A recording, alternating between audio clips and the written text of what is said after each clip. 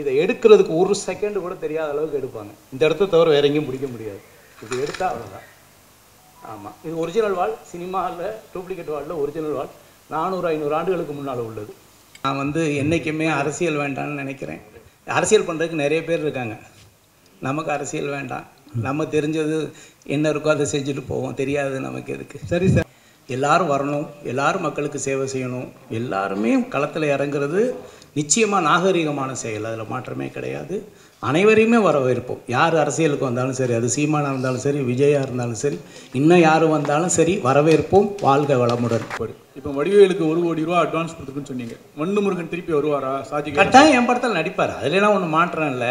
அந்த கதையில் அவருக்கு மாற்று கருத்து இருந்திருக்கலாம். அவருக்கு ஏற்ற ஒத்த கருத்தாக இருந்தால் நிச்சயமாக அவர் நடிப்பதற்கு தயார். வணக்கம். அதாவது எப்போவுமே நான் கூப்பிட்டா எல்லாருமே ஓரளவுக்கு ஆதரவு தந்து வர்றதுக்கு உங்களுடைய பொற்பாதங்களை தொட்டு வருக வருகவென வரவேற்கின்றேன். முன்னாலே டத்தோசரி வாங்கணும், மலேசியாவிலையும் வாங்கணும், இந்த மன்னர்கிட்டையும் வாங்கணும். அதான் மினிமம் 3-4 இயர்ஸ் கேப் வேணும் அப்படின்ட்டு. எங்கள் அம்மா என்னை படிக்க வைக்கிறதுக்கு ரொம்ப கஷ்டப்பட்டாங்க. என் புள்ள படிக்கணும், உலகத்திலே பெரிய ஆளாக வரணும் அப்படின்ட்டு. நல்லா படித்து நிறைய பட்டமெல்லாம் வாங்கணும் அப்படின்னு அடிக்கடி சொல்லிகிட்டே இருப்பாங்க. முதல்ல என்னை பெற்ற தாய்க்கு இந்த தான்சிரி பட்டத்தை என்னை சமர்ப்பிக்கிறேன். என் தாய் அவங்க இப்போ உயிரோடு இல்லை, இருந்தாலும் அவங்க எண்ணத்தை நான் நிறைவேற்றிக்கிட்டு இருக்கேன். அதான் உண்மை. இந்த பட்டம் பொறுத்த வரைக்கும் நிறைய ஒரு 4-5 ப்ராடக்ட் கண்டுபிடிச்சிருக்கோம். இன்னோவேட்டிவாக சினிமாவில் இருக்கிறோம். தன்னம்பிக்கை பேச்சு உண்டு. இன்றைக்கி 2000 குடும்பங்களுக்கு வாழ்வாதாரமாக வேலை கொடுத்துக்கிட்டு இருக்கேன் இந்தியாவில். விஐபி ஹேர் கலர் ஷாம்பு மூலமாக, ஃபேக்ட்ரி மூலமாக, மார்க்கெட்டிங் மூலமாக. அது இல்லாமல் சினிமாவில் இருக்கிறோம், நடிச்சுக்கிட்டு இருக்கோம், அதெல்லாம் வேறு. இந்த சைடு ஏவிஎம், இந்த சைடு விஜயவாகினி. இதுக்கு இடையில் சினிமாவுக்கு என்னால் முடிஞ்ச ஒரு சிறிய உதவியாக இந்த ஏசி ஃப்ளோரு 3 ஃப்ளோர் இந்த இடத்துல கட்டி வச்சுருக்கிறேன். இதுவும் சினிமா தான். சினிமாவுக்கு இன்வெஸ்ட்மெண்ட் தான். சினிமாவில் எத்தனையோ பேர் சம்பாரித்து வெளியே இன்வெஸ்ட் பண்ணிகிட்ருக்காங்க. நான் வெளியில் சம்பாரித்து ஒரு சினிமாவுக்கு இன்வெஸ்ட் பண்ணிகிட்ருக்கேன். இன்றைக்கி இந்த இடத்துல இருந்த எல்லா ஸ்டுடியோவும் போய் எல்லாமே அப்பார்ட்மெண்ட்டாக மாறி பெட்ரூமாக மாறிடுச்சு. டப்பிங்கு ரீரெக்கார்டிங் பெட்ரூமில் நடந்துக்கிட்டு இருக்கு. இப்போ ஷூட்டிங் வேணும்னா எல்லோரும் இப்போ காஞ்சிபுரம் போக வேண்டியிருக்கு. ஆனால் அதை மீறி சினிமாவில் என்னால் முடிஞ்ச ஒரு இது இந்த ஆர்கே ஸ்டுடியோ. அதில் தான் இப்போ உட்காந்து முதல் பேட்டி உங்கள்கிட்ட. இந்த அவார்டு பொறுத்த வரைக்கும் ஆல்ரெடி நான் 18 நாட்டில் சிறந்த பேச்சாளர், தன்னம்பிக்கை மோட்டிவேட்டர் பேசுவார் அப்படின்னு சொல்லி கொடுத்துருக்காங்க டாக்டர் பட்டம். அதை மீறி நிறைய ப்ராஜெக்ட் பண்ணிகிட்டே இருக்கிறேன். பெரும்பாலும் சினிமாவில் இந்த மாதிரி அவார்ட்லாம் நிறைய நடக்கும். தமிழ்நாட்டிலேயும் நடக்கும், இந்தியாவில் நடக்கும். என்ன இருந்தாலும் ஆஸ்கார் வாங்குறது தான் எல்லாருமே பெருமையாக நினைப்பாங்க. இல்லை இட்டாலியில் போய் வாங்கினா நல்லதுன்னு நினைப்பாங்க. வெளிநாட்டிலேருந்து ஒரு மன்னர் ஒரு அங்கீகாரம் அப்படிங்கிறது தமிழனுக்கும் தமிழன் செய்கிற தொழிலுக்கும் ஒரு வரவேற்பு உண்டு. இந்த அங்கீகாரத்துக்கு ஒரு படிக்கட்டாக தான் இதை நான் பார்க்குறேன். வெளிநாட்டிலேருந்து ஒரு மனித தொழில் செய்கிறாங்க, ஒரு பண்ணுறாரு, இந்தாங்கன்னு சொல்லும்போது வெளிநாட்டில் போகும்போது நமக்கு ஒரு விசிட்டிங் கார்டாக இருக்குது. அதான் உண்மை. இதனால் நான் சாதிச்சிட்டேன்னு சொல்கிறத விட சாதனை நோக்கி பயணிக்கிறதுக்கு ஒரு பாதையாக இந்த தான்சிரி எனக்கு அமையும். கின்னஸ் வேர்ல்ட் ரெக்கார்டும் அப்படி தான். கின்னஸ் வேர்ல்ட் ரெக்கார்டு படிச்சிருக்கேன், கையில் ஒட்டாதுன்னு சொன்னப்போ எல்லோரும் வரவேற்றாங்க. ஒரு 25 கண்ட்ரியில் பிஸ்னஸ் பண்ணிக்கிட்டு இருக்கேன். ஆமாம், பிஸ்னஸ் பண்ணிக்கிட்டு இருக்கேன். ஆனால் சினிமாவுக்கு ஒரு ஸ்டுடியோ கட்டி வச்சுருக்கேன். இங்கே பார்த்தீங்களா எவ்வளோ பெரிய ஏசி ஃப்ளோர் இருக்குன்னு. உண்மையை சொல்கிறேன். இப்போ ஒரு படம் பண்ணிக்கிட்டு இருக்கேன்னா ஒரு விலங்குகளை வச்சு குடும்பத்தோடு பார்க்குற படம். ஆல்மோஸ்ட் ஷூட்டிங் முடிஞ்சிருக்கு, விரைவில் ரிலீஸுக்கு வரும். சினிமா அப்படிங்கிறது என்னுடைய கனவு, என்னுடைய பேஷன். அதை விட சினிமாவில் நம்ம இருக்கோங்கிறதுக்கு நிச்சயமாக நான் ஒரு சேவையாக நினைக்கிறேன் இந்த ஸ்டுடியோவை. இதில் பிளாட் கட்டியிருந்தால் நல்லா கட்டியிருக்கலாம், நல்ல வீடு கட்டியிருக்கலாம், எல்லாம் கட்டியிருக்கலாம். ஆனால் இந்த கோடம்பாக்கம் அப்படிங்கிறது உலகுக்கே தெரிஞ்ச ஒரு விஷயம். சென்னைனாவே கோடம்பாக்கம் தான் பேசப்படுற விஷயம். நான்லாம் காரைக்குடியிலேருந்து கனவு கண்டு கோடம்பாக்கத்துக்கு வந்தவன். எத்தனையோ இளைஞர்களுக்கு முன்னுதாரணமாக அந்த கோடம்பாக்கங்கிற பேர் இருந்திருக்கு. ஆனால் இந்த சினிமாவை கோடம்பாக்கத்தை விட்டு துரத்திட்டாங்க.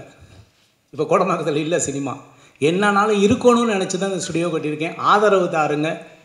நான் சினிமாவில் படம் எடுக்கலைன்னு நினைக்கிறத விட படம் எடுக்கிறத விட முக்கியம் இந்த மாதிரி ஒரு சினிமாவுக்கான ஒரு தளத்தை உருவாக்கணும் அப்படின்னு நினச்சது பண்ணியிருக்கிறோம். அவங்க அங்கீகாரம் கொடுத்த ஒரு சர்டிஃபிகேட் இருக்குது. அந்த மன்னர் இருந்தாலும் என்னுடைய பேச்சும் என்னுடைய உழைப்பையும் பார்த்துட்டு அவர் வந்து கிட்டத்தட்ட ஒரு 400 ஆண்டுகளுக்கு முன்னால் இருக்கிற ஒரு வாளை வந்து எனக்கு பரிசளித்தார். அவருடைய மகன் அதே மாதிரி ஒரு பரிசளித்தாங்க. நினைவு சின்னம் அப்படிங்கிறது அவங்கள பொறுத்த வரைக்கும் இதை எடுத்துகிட்டு போங்க, நாங்கள் லெட்டர் தரோம் இது உங்களுக்கு அப்படின்னு அவருடைய வீடியோலாம் கொடுத்துருக்கேன் ஜானுக்கிட்ட. இந்த என்னால் தூக்க முடியல, நான் உண்மையாக அதை தூக்க முடியல. ஏன்னா சினிமானா ஒரு அட்டக்கத்தி கொடுத்துருவாங்க, அழகாக பெயிண்ட் அடித்து இப்படி சிக்ஸின்னு தண்ணிடலாம். இது ஒத்த கையில் பிடிச்சி இப்படி நிப்பாட்டுறதுக்கு ஒரு ஸ்டில்லுக்கு நான் படாத கஷ்டப்பட்டேன், கை ஆடிச்சு விடுன்னு. அந்த காலத்தில் வந்து வீரம் அப்படிங்கிறது இந்த வாளை தொட்டு பார்க்கும்போது தெரியும் ஒருத்தனுக்கு வந்து எவ்வளோ பெரிய வீரம் இருந்திருக்கும், அந்த வீரத்துக்கு அவன் எவ்வளோ தகுதியானவனாக இருந்தால் அந்த வாளை எடுத்து ஃபைட் பண்ணியிருப்பாங்க அப்படின்ட்டு. இப்போவும் யுத்தம் நடக்குது உலக லெவலில். கம்ப்யூட்டர் கேம்ஸ் பார்த்த மாதிரி இருக்குது. நீங்கள் வேணால் பாருங்கள், அப்படி தான் இருக்குது. கம்ப்யூட்டர் கேம் மாதிரி தான் இருக்குது. எத்தனையோ யுத்தம் பார்த்துட்டு இருக்கோம். அந்த காலத்தில் களத்தில் இறங்கி அவங்களுடைய வீரத்தை காட்டின வாள், அவங்களால இதை எடுத்து வீச முடியும்னு காட்டின வாள். இப்போ அப்படிலாம் இல்லை, கம்ப்யூட்டர் உலகமாக மாறிடுச்சு, யுத்தம் வேறு மாதிரி போயிட்டுருக்கு, டிஜிட்டலில் போயிட்டுருக்கு, ஏஐயில் போயிட்டுருக்கு. ஆனால் எனக்கு இந்த வாளை பரிசளித்தது பெருமையாக நினைக்கிறேன். அதை இந்தியாவுக்கு எடுத்துகிட்டு வந்திருக்கேன். அதை உங்கள்கிட்ட காமிக்கிறதும் சந்தோஷத்தை பகிர்ந்துக்கிறதா நினைக்கிறேன். மகிழ்ச்சி.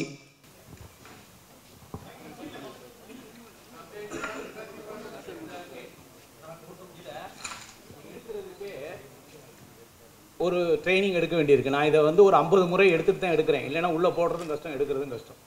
இதோடைய வெயிட் அந்த மாதிரி இதில் எழுதியிருக்கிறது பாருங்கள். இதுக்கு மேலே இதை வந்து ஸ்ட்ராங்கு கொடுத்து எத்தனை ஃபைட் பண்ணியிருப்பாங்க, இது எத்தனை பேர் காவு வாங்கியிருக்கும்லாம் எனக்கு தெரியாது. ஆனால் இப்போ வந்து நினைவு சின்னமாக நம்ம கைக்கு வந்திருக்கு, உங்கள் முன்னால் காமிச்சிட்ருக்கேன். இதை வந்து எப்போவுமே வந்து அவங்க உடைவாள் மாதிரி எப்போவுமே இந்த இருக்க 2 செயின், இந்த செயின் வந்து முன்னாலையும் பின்னாலையும் பெல்ட்டு போட்டால் இது இப்படி இருக்கும். இதை எடுக்கிறதுக்கு ஒரு செகண்டு கூட தெரியாத அளவுக்கு எடுப்பாங்க. இந்த இடத்த தவிர வேற எங்கேயும் பிடிக்க முடியாது. இது எடுத்தால் அவ்வளோதான். ஆமாம், இது ஒரிஜினல் வாள். சினிமாவில் டூப்ளிகேட் வாளில் ஒரிஜினல் வாள் 400-500 ஆண்டுகளுக்கு முன்னால் உள்ளது. இது வந்து அந்த மன்னர் வந்து நினைவு சின்னமாக கொடுத்தாங்க.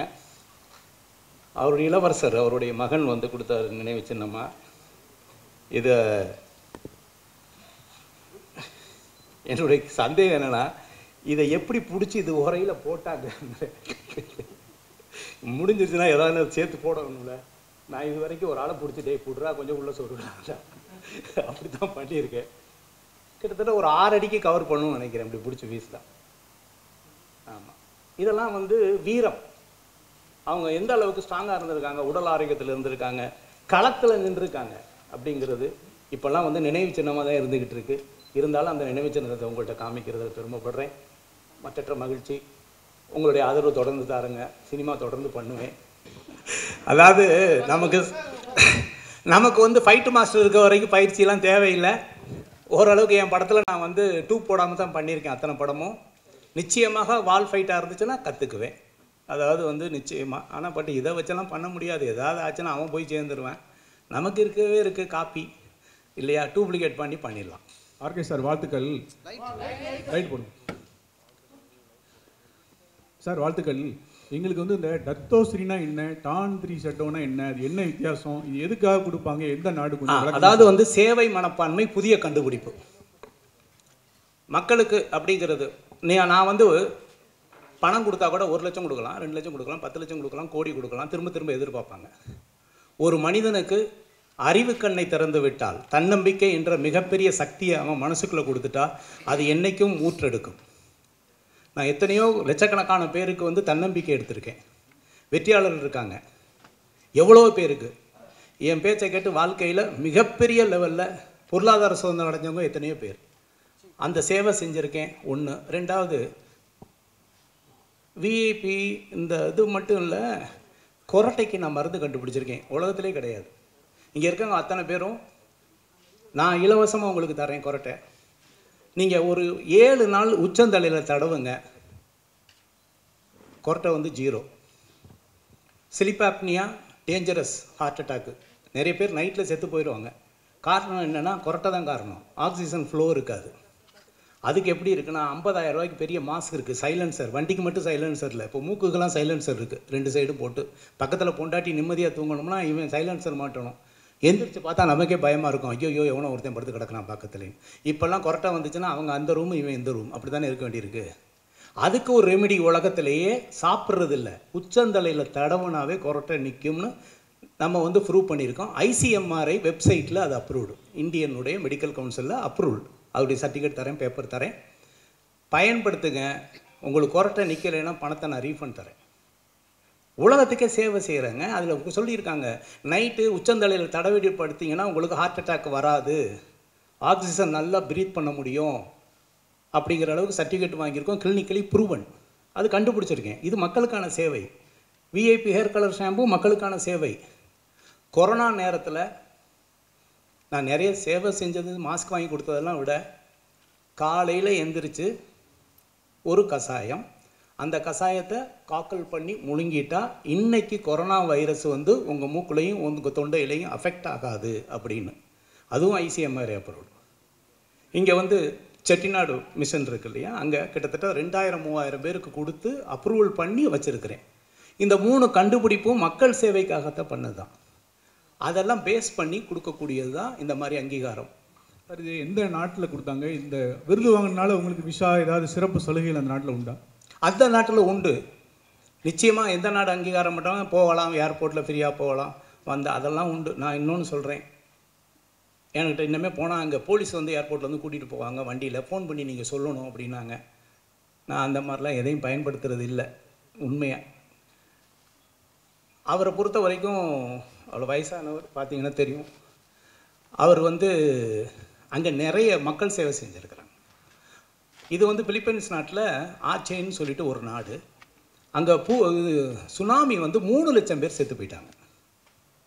3 லட்சம் பேர் அடித்து எடுத்துக்கிட்டு போயிடுச்சு. அப்படியே நடுக்கடலில் நின்ன ஒரு கப்பல் வந்து, இப்போ சென்னையில் எப்படி பாண்டி பஜார் பனங்கல் பார்க் இருக்குது, அப்போ மெரினா பீச்சிலேருந்து பனங்கல் பார்க்கில் ஒரு கப்பல் வந்து நின்னா என்ன இருக்குமோ கற்பனை பண்ணி பாருங்கள். அது மாதிரி அவங்க நாட்டில் நடு ஊருக்குள்ளே வந்து ஒரு கப்பல் வந்து இருக்குது, சுனாமியில் மிதந்து வந்து. அந்த மாதிரி பாதிக்கப்பட்ட இதுக்கு நான் அப்போவும் கொஞ்சம் சேவை செஞ்சேன், அவங்கள்ட்ட சொல்லி ஹெல்ப் பண்ணேன் அந்த நேரத்தில். அப்போலேருந்து எனக்கும் மன்னருக்கும் தொடர்பு உண்டு. இதெல்லாம் எப்படின்னா, ஒரு ப்ராடக்ட் விற்க போகும்போது சந்திக்கக்கூடிய ஒரு விஷயங்கள், அதுக்கப்புறம் நம்ம யார், என்ன பண்ணுறோம், என்ன ஏதுங்கிற பழகிறத வச்சு அதை வச்சு தேர்ந்தெடுக்கிறது தான் இது. மகிழ்ச்சி. அடுத்து சார், நம்ம ஊர் ராஜாக்கள் பொன்னியின் செல்வன் அந்த மாதிரிலாம் கேள்விப்பட்டிருப்போம் நம்ம. ஸோ அவங்க வாழை தூக்கத்துக்கே அதுவே வெயிட் அதிகமாக இருக்கும். அந்த வாழையே வந்து அரசாங்கம் கைப்பற்றி அவங்க வந்து காட்சிப்படுத்தி வச்சுருக்காங்க, எல்லாருக்குமே தெரியும். ஸோ அப்படி இருக்கும்போது இது ராஜவாள், இந்த வாழை எப்படி உங்ககிட்ட கொடுத்தாங்க? இல்லை அவரோட பணம் வாங்கினாங்க? மன்னிக்கணும், அதாவது வந்து இது வந்து அவருடைய சொந்தம், அவர் வச்சிருக்கிறது. மன்னர்கள் இன்றைக்கி எல்லாமே அவங்க வச்சுருக்காங்க. அவங்க நினச்சா அந்த இந்த இந்த இதை தான் கொடுக்குறாங்க. இதை வச்சிருக்கிறத கொடுக்குறது, அவங்க வாங்கி கொடுக்குறது இல்லை. யாருக்கு யார் வேணாலும் பரிசளிக்கலாங்கிறதுல எந்த மாற்றமும் கிடையாது, பரிசளிக்கலாம். இன்னொன்று வந்து அந்த நாட்டிலையும் நான் பிஸ்னஸ் பண்ணிகிட்டு இருக்கேன், விஐபி ஹேர் கலர் ஷாம்பு. அதான் உண்மை. அவங்க பார்க்குறாங்க, நம்ம வந்து ஆல்ரெடி டத்தோசிரி வாங்கியிருக்கோம், மேலும் இன்னும் ஒரு விஷயத்துக்கு ட்ராவல் பண்ணிகிட்டு இருக்கிறோம், இன்னும் பல விஷயங்கள் இருக்குது. அந்த ட்ராவல் பண்ணுறதுக்கு எனக்கு ஒரு படிக்கட்டாக இருக்கும். என்ன செய்யலாம்? இப்போ என்கிட்ட வந்து என்ன கொடுக்கலாம்? அவங்க ஒரு மோதிரம் போட்டு விடலாமா, இல்லை நகை கொடுத்து என்ன சாட்டிஸ்ஃபேக்ஷன் பண்ண முடியுமா? ஏதாவது யூனிக்காக ஒரு விஷயத்தை கொடுத்தா ஒரு இதாக இருக்கும், அவ்வளோதான். அதில் இதை கிஃப்டாக கொடுத்துருக்காங்க. மனிதர்களோட எண்ணத்தை மாற்றி அமைக்கக்கூடிய வீரனாக நான் இருக்கிறேன். இன்றைக்கி வந்து ஒரு மனிதனுடைய எண்ணம், ஒருத்தன் தற்கொலை பண்ணிக்கிறான்னு வைங்க, அவனுடைய எண்ணம். ஒருத்தன் மனித வெடிகுண்டாக மாறுகிறான் என்றால் அது அவனுடைய எண்ணம் கிடையாது, இன்னொருத்தன் மோட்டிவேட் பண்ணுறான். தன்னுடைய இடுப்பிலே தானே ஒரு குண்டை கட்டிட்டு அதை பட்டன் அமைக்கி ஒருத்தன் சாகுடான்னு சொல்லணும்னு ஒருத்தன் மோட்டிவேட் பண்ணுறான்னு வைங்களேன். இந்த ஆயுதத்தை விட வார்த்தை என்ற ஆயுதம் மிகப்பெரியது. உன் உயிரை நீ மாய்த்துக்கொள் என்று அவனையே மனித வெடிகுண்டாக மாற்றக்கூடிய சக்தி நம்முடைய வார்த்தைக்கு இருக்குது, நம்மளுடைய மோட்டிவேஷனுக்கு இருக்குது. இந்த உலகமே அதில் தான் இருக்குது. நீங்கள் எவ்வளோ பேராக இருந்தாலும் சரி, பெரிய படை வச்சிருக்கிறதா இருந்தாலும் சரி, இயக்கமாக இருந்தாலும் சரி, மோர் தென் ஆயுதத்தை விட வார்த்தைக்கு அதிக சக்தி உண்டு. மோட்டிவேட் பண்ணுறாங்க. என் பின்னால் ஒரு கூட்டம் இருக்குது அப்படின்னு சொல்கிறாங்களே, எதை வச்சு சொல்கிறாங்க? அவங்களுடைய வார்த்தையை வச்சு தான், அவங்களுடைய பேச்சை வச்சு தான். என்னை பொறுத்தவரை இந்த ஆயுதத்தை விட உங்களுடைய பேச்சு மிகப்பெரிய ஒரு ஆயுதம். எண்ணத்தை மாற்றிவிடும். வாழ்க்கையை வளமாகவும் மாற்றிவிடும். இல்லை என்றால் தற்கொலை செய்யக்கூட அது தன்னை மாற்றிவிடக்கூடிய சக்தி வாய்ந்தது. வாளுக்கு அது கிடையாது, மனிதனுக்கு அது உண்டு. நீ நினைத்தால் ஒரு மனிதனை மாற்றி விடலாம், வெற்றியாளனாக இல்லை உயிரை மாய்த்துக்கொள் என்று 2 வழிகள் இருக்கிறது. அதனால் பேச்சுக்கு அதிக சக்தி உண்டு. சார் வணக்கம். ஆர்கே சார் வாழ்த்துக்கள் சார். வாழ்த்துக்கள் சார். சார் நீங்கள் கொரட்டைக்கு மருந்து கண்டுபிடிச்சிருக்கேன் அப்படின்னு சொன்னீங்க. அதை உச்சந்தலையில் வச்சா ஹார்ட் அட்டாக் கூட வராது அப்படின்னு சொன்னீங்க. இரவில் தூங்கும் பொழுது ஹார்ட் அட்டாக் வராது. நம்ம நாட்டில் நல்ல விஷயங்களை கண்டுபிடிச்சா அதை அங்கீகரிக்க மாட்டாங்க அப்படின்னு எல்லாருக்குமே தெரியும். அதை வெளிக்கொண்டு வர விட மாட்டாங்க. நீங்கள் கண்டுபிடிச்ச பொருளை வெளிக்கொண்டு வர விட்டாங்களா சார்? கண்டுபிடிச்சிருக்கேன், கிளினிக்கல் ஸ்டடி பண்ணியிருக்கேன். 500 பேரை வச்சு 1 மாதத்துக்கு அவங்கள தூக்க வச்சு ஸ்லிப் ஸ்டடி பண்ணி இன்றைக்கி இவ்வளோ சவுண்ட் இருக்குது, இவ்வளோ ஆக்சிஜன் ஃப்ளோ இருக்குது, இதை பயன்படுத்தினா என்ன இருக்குதுன்னு மார்க்கெட் பண்ணிகிட்டு இருக்கேன். ஆனால் அதுலேயும் பேர் வைக்கக்கூடாது, கொரட்டை நின்றுன்னு சொல்லக்கூடாது, இப்படி பல சட்டத்திட்டங்கள்லாம் இருக்குது, புரியுதுங்களா?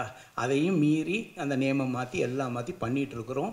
இன்னொன்று நான் கேரண்டி தரேன், தலையில் தடவி கொரட்டை நிற்கலன்னு பணத்தை ரீஃபண்ட் தரேன், அந்த கேரண்டி தரேன். ஏன்னா இது வரைக்கும் கிட்டத்தட்ட ஒரு 50,000 பேர் யூஸ் பண்ணியிருக்காங்க. கிட்டத்தட்ட 4-5 வருஷமாக பண்ணிகிட்டு இருக்கேன். ஆமாம், யாருக்காக இருந்தாலும் நான் உங்களுக்கு இலவசமாக தரேன், நீங்கள் பயன்படுத்துங்க, கவலைப்படாதீங்க. சார் இன்னைக்கு கொரட்டையால் பல குடும்பங்களில் டைவர்ஸ் நடந்திருக்கு சார். கொரட்டையால் பல குடும்பங்களில் டைவர்ஸ் நடந்திருக்கு. அப்படி இருக்கும்போது நீங்கள் அதுக்கு ஒரு மருந்தை கண்டுபிடிச்சிருக்கீங்க. நீங்கள் ஏன் சார் இப்போ அதிகமாக ப்ரமோட் பண்ணலை? ஏன்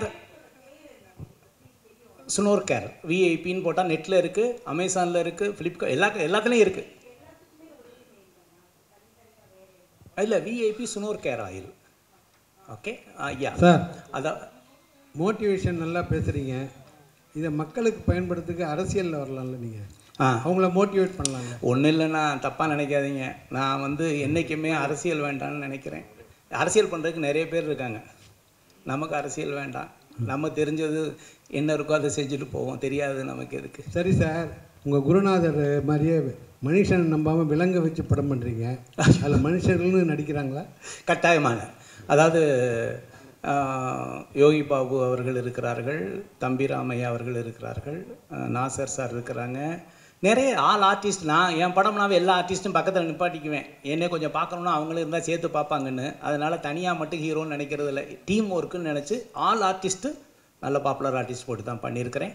இதில் ஒரு அனிமல்னால் ஒரு வீட்டில் வளர்க்குற நாய். உண்மையை சொல்லணுன்னா ஆணவ கொலை அனிமல்ஸையும் விடவில்லை. இன்றைக்கி ஆணவ கொலையை பற்றி எல்லோரும் பேசிகிட்டு இருக்கோம். பணக்காரன் வீட்டில் ஒரு நாய் இருந்தால் அந்த ஆணவ கொலை எப்படி இருக்கும், அதுதான் இந்த படத்துடைய கதை. ஓப்பனாகவே சொல்கிறேன். அந்த நாய் தங்கத்தட்டில் சாப்பிடுது, ஏசியில் படுத்துருக்குது, ஆனால் பெண் நாய். ரோட்டில் போகிற ஒரு ஏழையுடைய ஆண் நாய், அதுக்கு 2க்கும் லவ் வந்துருச்சு. யோசிச்சு பாருங்கள், இது எந்த அளவுக்கு ஒரு பணக்காரன் ரிவெஞ்சுக்கு ஆனான்னா, நம்ம மனுஷனை பற்றி பேசிகிட்டு இருக்கோங்க, அவன் வளர்த்த பெண் நாய்க்கு வந்த லவ்வுக்கு எதிரியாக மாறுறாங்க. அதாங்க கதை.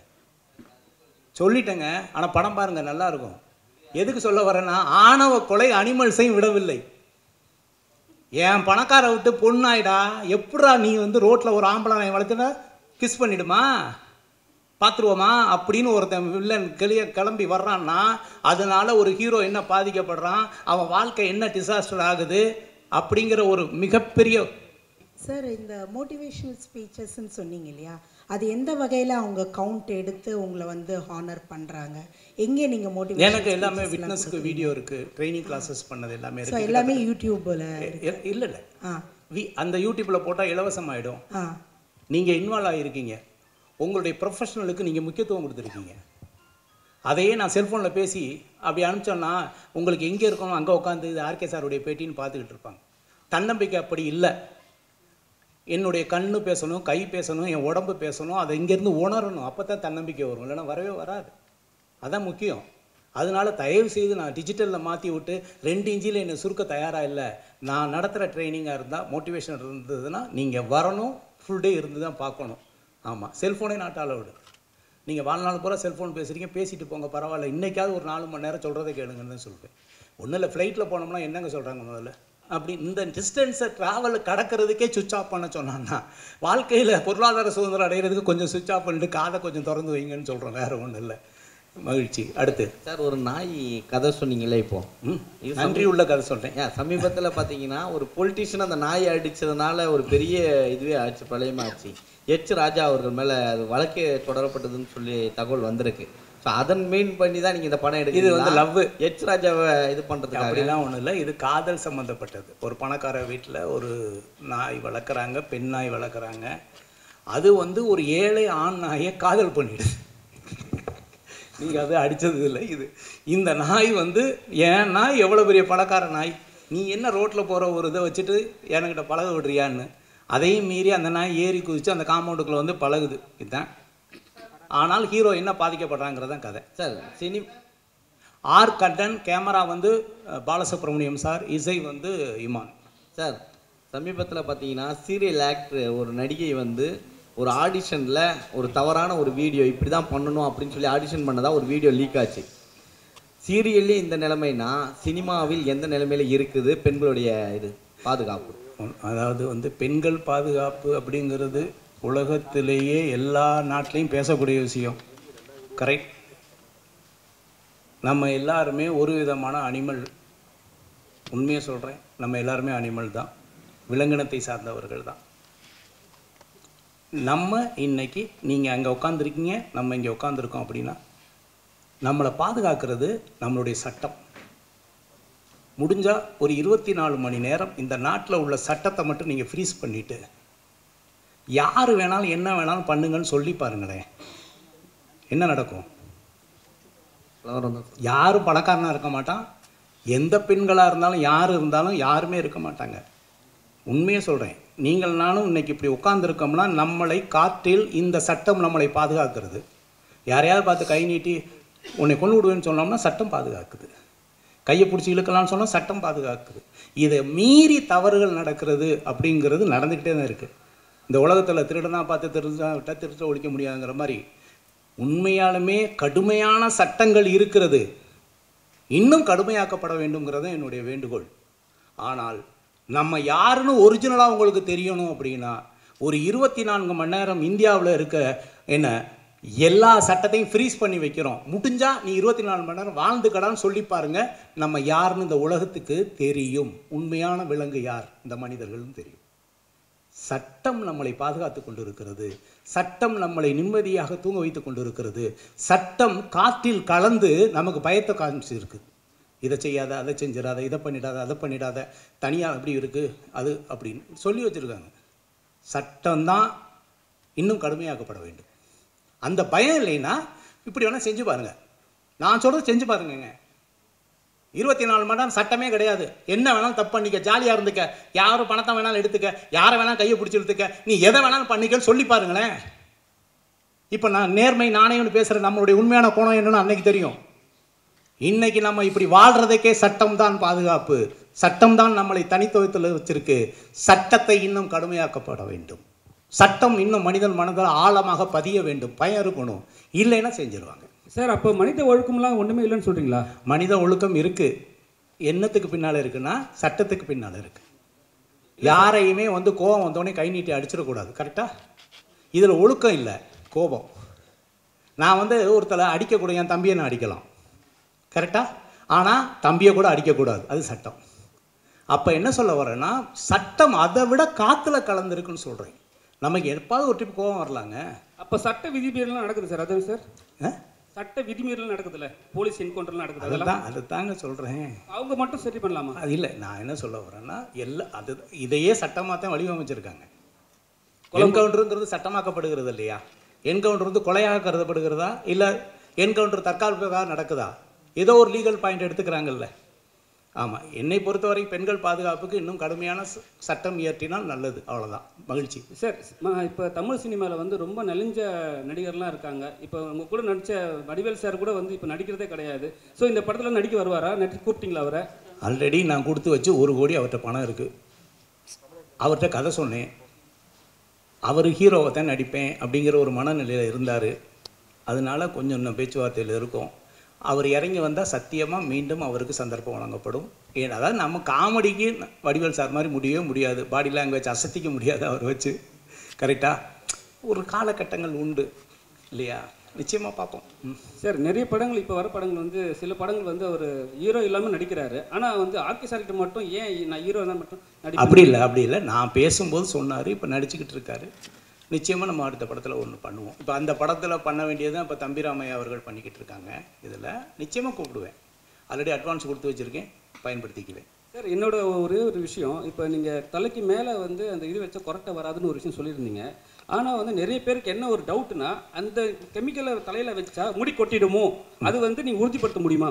மன்னிக்கணும், அது கெமிக்கல் கிடையாது, ஒரு நேச்சுரல் ஆயில், ஒரு இயற்கையிலேயே ஒரு மூலிகையிலிருந்து எடுக்கப்பட்ட ஆயில். இல்லை சார், நீங்கள் பேமெண்ட் ரிட்டர்ன் பண்ணி தரேன்னு சொல்கிறீங்க, அது நியாயமான விஷயம். ஒருவேளை முடி கொட்டிடுச்சுன்னா அதனால கொட்டாது. முடி வளர்ந்தால் வளருமே ஒழிய கொட்டாது. அதுக்கு தான் கிளினிக்கலி ப்ரூவன் அப்படின்னு சொல்கிறது. அதுக்கு தான் ஐசிஎம்ஆர்ஐ அப்ரூவல் கொடுத்துருக்கோம், டெஸ்ட் எடுத்திருக்கோம், எல்லா டாக்குமெண்ட்டும் வச்சுருக்குறோம். ஏதோ சும்மா சொல்கிறது இல்லை. பஸ் ஸ்டாண்டு பக்கத்தில் ஐயா வாசாமி வாசாமி இதை எடுத்து சாப்பிட்டு பாரு சாமி, சாமி நல்லா வரும் சாமி, நீ ஒரு 10 ரூபா கட்டி அப்படிலாம் சொல்லலை. கிளினிக்கலி ஆராய்ச்சி பண்ணி ப்ரூவ் பண்ணி அதுக்கு என்ன வேணா உலக லெவலில் போகும்போது சர்டிஃபிகேட் மட்டும் தான் பேசும். இல்லை சார், தமிழ்நாட்டில் வந்து எப்பவுமே ஒரு அரசியல் கட்சி தலைவர்களோ அரசியல்வாதிகளோ மட்டும்தான் வந்து வாள் கொடுத்து பழக்கம். ஸோ வாள் கொடுத்தாவே அவங்க வந்து ஒரு அரசியல் கட்சியில் போய் சேர்ந்துருவாங்க, இல்லை அரசியல் கட்சி ஆரம்பிச்சிருவாங்க. ஏதாவது நல்லா, ஏன்னா வந்து நீங்கள் வந்து அப்போத்தில் நான் ஒரு 2021 நான் கேட்டிருக்கேன் அரசியல் கட்சிக்கு போகிற ஐடியா இருக்கான்ட்டு. நீங்கள் அப்போயே ஸ்டாப் பண்ணிட்டு போயிட்டீங்க. இப்போ ஏதாவது சொல்லுங்கள். வாழ்க்கையில் வந்து நான் இன்றைக்கி ரோல்ஸ் ராய்ஸில் வந்தேன். நான் அரசியல்வாதியாக இருந்தால் ரோல்ஸ் ராய்ஸில் வர முடியாது. முதல்ல நான் கஷ்டப்பட்டு ரத்தத்தை வேர்வையாக்கி நான் கஷ்டப்பட்டு உழைச்சி காசு, அதில் நான் அப்படி ஒரு வாட்ச் போட்டேன்னா ஆர்கே கையில் பார்த்தியா இவ்வளோ பெரிய வாட்ச்சு அப்படின்ட்டு. வேண்டாங்க. சேவை செய்கிறதுனா நான் நேரடியாகவே நான் சம்பாதிக்கிற பணத்தில் எவ்வளோ பேருக்கு சேவை செஞ்சிட்ருக்கேன். அரசியலில் தான் சேவை செய்யணும்னா அரசியல் சேவை செய்ய நிறைய பேர் இருக்காங்க. நான் மக்களுக்கு சேவை செய்யணும்னா நான் சம்பாதிக்கிற பணத்தை நான் நேரடியாகவே மக்களுக்கு செய்கிறதுக்கு தயாராக இருக்கேன். நமக்கு அரசியல் அப்படிங்கிறது ஓட்டு போடுறதோடு என்னுடைய அரசியல் முடிந்தது. நன்றி சார். அப்போ விஜயோட அரசியல் அதே மாதிரி தான் இருக்குமா? விடுங்க, அடுத்து அது அவர்கிட்ட கேட்கணும் சார். அப்புறம் சார், இங்கேருந்து படிச்சுட்டு போனால் ஃபாரின் இங்கே சார் இங்கேருந்து படிச்சுட்டு போனால் ஃபாரினில் வந்து வேல்யூ இல்லை அப்படின்ற மாதிரி சொன்னீங்க. அப்போ படிச்சுட்டு போனால் இல்லை, ஓகே, சர்டிஃபிகேட்டோ இல்லை கண்டுபிடிப்புகளுக்கு. ஓகே, தெளிவாக சொல்லுகிறேன். இந்திய கண்டுபிடிப்புகளுக்கு உலக அரங்கில் இருக்கக்கூடிய மரியாதையை பற்றி பேசுகிறேன். ஆனால் சாஃப்ட்வேர் கம்பெனி அப்படி இல்லை, உழைப்பு சார்ந்தது. உலகத்தில் பெரிய பெரிய பதவியில் இந்தியன் தான் இருக்கிறாங்க சாஃப்ட்வேரில். சார், அதுக்கு என்ன சொல்யூஷன் சார் நீங்கள் நினைக்கிறீங்க? நிறைய வரணும். இல்லை அங்கேருந்தா நம்ம படிச்சுட்டு இங்கே வரணும்? இல்லை, நிறைய வரணும். படிக்கிறதுல கண்டுபிடிப்புகளுக்கு நிறைய வரணும். நிறைய இப்போ வந்து நம்ம கண்டுபிடிக்கணும், புதிய புதிய கண்டுபிடிப்புகள் இருக்கணும், நிறைய கண்டுபிடிக்கணும். அதை வச்சு தான் நம்ம பொருளாதாரங்களில் நம்ம போக முடியும். நிறைய ஃபேக்ட்ரிகள் வரணும், நிறைய இன்னோவேஷன் இருக்கணும். நல்லா யோசிச்சு பாருங்கள். இங்கே இது பின்னால் இருக்க அத்தனை கேமராவும் எந்த நாட்டு இது சார்? செல்ஃபோன் யோசிச்சு பாருங்கள். 130 கோடி மக்கள் இருக்கிற இந்த இந்தியாவில் உலகத்தரம் வாய்ந்த ஒரு கைபேசியை நம்மளால் தயாரிக்க முடிகிறதா? சாம்சங்கும் ஐஃபோன் தானே வச்சுருக்கோம். யோசிங்க. அப்புறம் எப்படி நம்ம போய் பெருமையாக சொல்ல முடியும்? சைனா ஃபோனை நம்ம வாங்குறோமா? என்ன சொல்கிறோம்? சைனா ஃபோன் சைனாவா அப்படின்னு கேட்குறோமா இல்லையா? அதே நிலைமை தான் இந்தியாவுக்கு இருக்குது. நான் என்ன கேட்குறேன், ஒரு சாம்சங் மாதிரியும் ஒரு ஐஃபோன் மாதிரியும் அதை விட இந்தியன் அப்படின்னு ஒரு ஃபோனை ஏன் நம்மளால் உருவாக்க முடியலை? மக்கள் தொகை இல்லையா? பணம் இல்லையா? யோசிச்சு பாருங்கள். எவ்வளோ பெரிய வியாபாரத்தலம், 130 கோடி மக்கள் இருக்கிற வியாபாரத்தலம். ஆனால் நம்மளுக்கு கண்டுபிடிப்புகள் கம்மியாக இருக்குது. இல்லைன்னா உலகத்தோட காம்படேட் பண்ணுற தன்மை கம்மியாக இருக்குன்னு நான் நினைக்கிறேன். வேற ஒன்றும் இல்லை. இதில் முக்கியமான படம் வந்து எல்லாம் அவன் சைடு. அதில் வண்டுமுருகன் வந்து கலக்கலக்கு கலக்கிருப்பாரு. இப்போ வடிவேலுக்கு 1 கோடி ரூபா அட்வான்ஸ் கொடுத்துருக்குன்னு சொன்னீங்க. வண்டுமுருகன் திருப்பி வருவாரா? சாஜி கட்டாயம் என் படத்தில் நடிப்பார். அதுலாம் ஒன்றும் மாற்றம் இல்லை. அந்த கதையில் அவருக்கு மாற்று கருத்து இருந்திருக்கலாம். அவருக்கு ஏற்ற ஒத்த கருத்தாக இருந்தால் நிச்சயமாக அவர் நடிப்பதற்கு தயாராக இருப்பார். நெருங்கிய நண்பர் கூட. அந்த 1 கோடி ரூபாய்க்கு எப்படி சார் மனசு வந்தது? இவ்வளோ நாள் அப்படியே வச்சிருக்காரு அவர்? அப்படிலாம் ஒன்றும் இல்லை. அந்த படம் பேசி ஷூட்டிங் போகிற நிலமையில் இருந்தது. அது டைரக்டருக்கும் அவருக்கும் உள்ள ஒரு சின்ன இஷ்யூனால அவர் சரிங்க சார். இன்றைக்கி இருக்கிற சுச்சுவேஷனில் நார்மல் பர்சனே ப்ரொமோஷனுக்கு அதிகமாக பண்ணுறாங்க. அப்படி அதுக்கு அடுத்தது பார்த்திங்கன்னா அரசியலுக்கு போயிடுறாங்க. இன்றைக்கி 2 அரசியல் ஆயிடுச்சு. இங்கே சினிமா துறையிலேருந்து பெரிய அளவுக்கு ஜாமான் ஒருத்தர் போயிருக்காரு, எல்லாருமே கூப்பிடக்கூடியவர் விஜய் அவர்கள். ஸோ சினிமா துறை சார்ந்து நீங்களும் இருக்கிறீங்க, சினிமா துறையிலும் வந்துட்டுருக்கீங்க. ஸோ நீங்கள் அவருக்கு சப்போர்ட் பண்ணுவீங்களா, இல்லை அரசியல் புரிதல் இல்லை அப்படின்னு ஒதுக்கிடுவீங்களா? சீரியஸாக சொல்ல வரேன். எம்ஜிஆர் வந்து சினிமாவில் வந்து வரலையா? யாரும் வரல, எல்லோரும் தான் வந்திருக்காங்க. என்னை பொறுத்தவரை வந்து நான் இது அரசியல் மேடையாக கருதவில்லை, அவ்வளோதான். சப்போர்ட் பண்ணலை அப்படி நினைக்கல. அதாவது வந்து வளர்ந்து வர்ற எல்லாருக்குமே யாராக இருந்தாலும் சரி, அவங்கவுங்க அவங்க கடமையை செய்ய போகிறாங்க, அவங்க கருத்தை சொல்ல போகிறாங்க, மக்கள் ஏற்றுக்க போகிறாங்க. இப்போ நான் அரசியலுக்கு வரேன்னு என்கிட்ட கேட்டால் பரவாயில்ல, என்ன நான் அரசியல் சார்ந்து ஓட்டு போடுறதோடு நிறுத்திக்கிட்டு இருக்கேங்கிறதை சொல்லியிருக்கிறேன். எல்லாரும் வரணும், எல்லாரும் மக்களுக்கு சேவை செய்யணும், எல்லாருமே களத்தில் இறங்குறது நிச்சயமாக நாகரிகமான செயல், அதில் மாற்றமே கிடையாது. அனைவரையுமே வரவேற்போம். யார் அரசியலுக்கு வந்தாலும் சரி, அது சீமானாக இருந்தாலும் சரி, விஜயா இருந்தாலும் சரி, இன்னும் யார் வந்தாலும் சரி, வரவேற்போம். வாழ்க வளமுடன். இது எல்லாம் அவன் செய்யலா இல்லை ஆர்கே செய்யலா? அதாவது அவனின்றி அணுவும் அசையாது, அவ்வளோதான். ஆமாம், அதனால்